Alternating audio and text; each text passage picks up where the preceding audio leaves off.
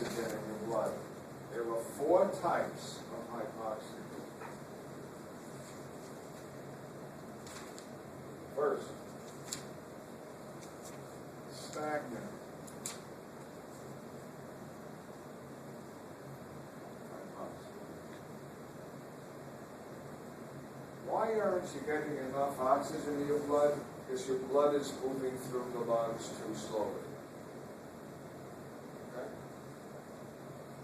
Right there. Blood is moving through the lungs too slowly. Why could this be? The list is like this. Can I give you a few examples? That will what? Probably make your lung, what? You not get enough blood? How about congestive heart failure? Huh? Remember? Left ventricular. You're not getting rid of the blood, so it's what? Backing up. You all remember that? You get edema, right? What else can do this? Atherosclerosis. Your arteries are what? Clogged. The lung is not getting enough blood. How about the big one? How about blood clots? That kills a lot of patients. You know what someone, she says, so-and-so said that her husband has blood clots in his legs. And he just went off to the opera and he's running to be his friend. I said, she has no idea what the hell she's doing. If he had blood clots in his legs and he went off to the opera, she's going to have probably a dead husband. The clots will break loose, and where will they go? Back into the inferior vena cava, right? Into the lungs, into the right heart, into the lungs, right? And block all the vessels. People with clots in their legs, that is the major, what, cause of death. It's pulmonary what? Embolism. What are you supposed to do if you have clots in your leg? Number one, you lay horizontal. You put on warm compresses, hoping to what? Break down the clots, fibrolysin. And if it's really bad, you know what they're going to do? I don't know if I told you this. They're going to make an incision in the groin, and they're going to insert where the 2 vena cava come together, right? Where the common iliac veins come together before they go into the vena cava. You know what they're going to put? A mesh for the rest of your life. That's okay. It doesn't interfere with anything. The mesh allows everything through except what? Blood clots. You know how many lives have been saved with that mesh? Don't confuse it with the vaginal mesh that you see on TV every 5 minutes. You know all these lawyers? If you've had vaginal mesh and have suffered from, there must be 10 law firms looking to sue Johnson & Johnson and 4 other companies because of that vaginal mesh which they put in, we'll talk about at the end of the term, has failed in a lot of cases and caused irritation and a lot of problems.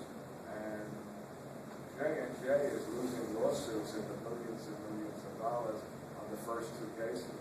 And they got over already 2,000 acquired cases. Billions of dollars in lawsuits.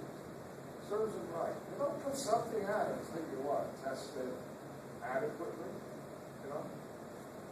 Okay. So you got the idea. Oh, you know what else will give you this? How about sickle cell anemia? Where you sickle. Where you get sickling? Now, but what does that do to the blood vessels? If you sickle, what happens to them? What happens when red cells sickle?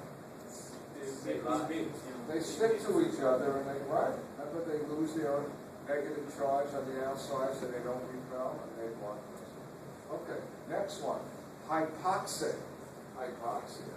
Hypoxia. Hypoxia. You're not getting enough oxygen.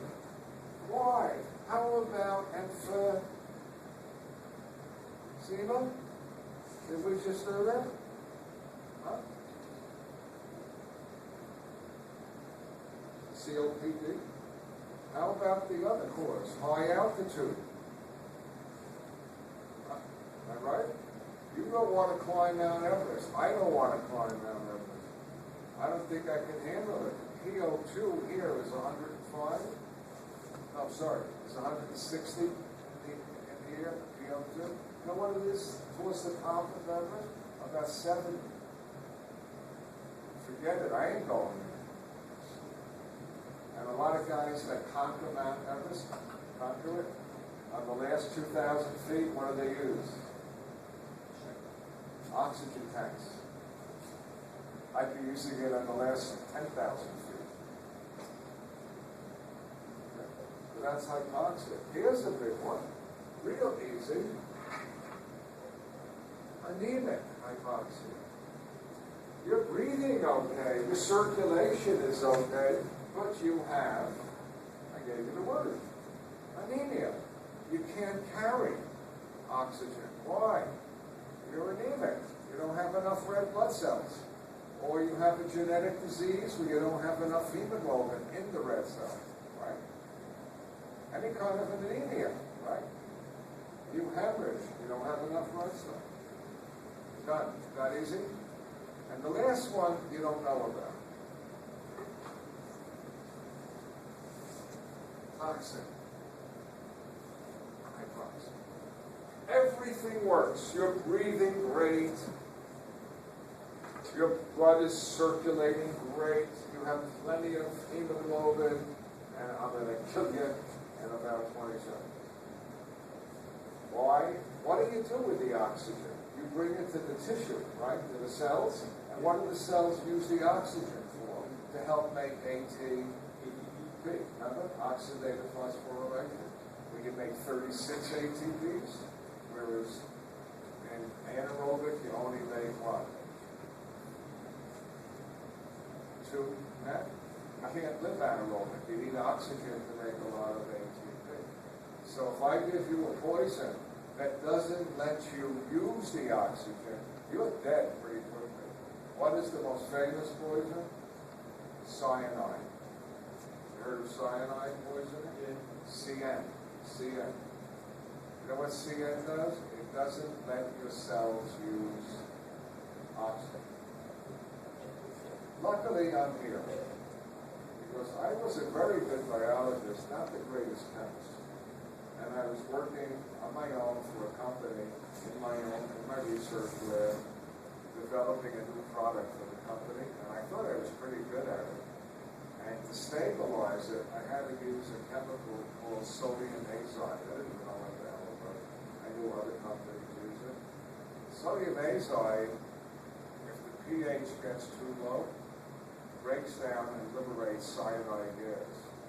So I'm sitting there with a big glass container with a more stirring hemoglobin and azide. And luckily my mentor came in, and as soon as he said the famous word, "Oh, who's eating almonds?"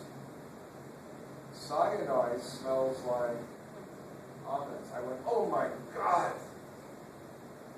And I quickly ran and opened all the windows, and I said, "Boris, they are generating hydrogen cyanide." That was okay.